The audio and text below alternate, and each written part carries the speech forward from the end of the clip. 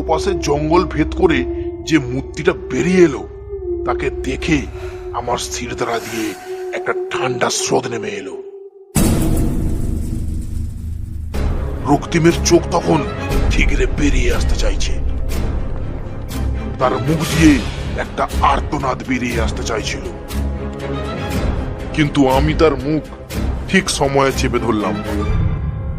রাস্তার ওপারে মূর্তিটা ভেসে আছে শূন্যে, আর তার হাত আর পায়ের নখগুলো তীক্ষ্ণ আর দীর্ঘ, কানগুলো লম্বা, গায়ের রং শ্যাওলার মতো, তার চোখগুলো বড় আর ক্রোধিষ্টি, তার মুখটা বিভৎস ভয়ঙ্কর এবং সামনে বেরিয়ে আছে ধারালো দুটো দাঁত।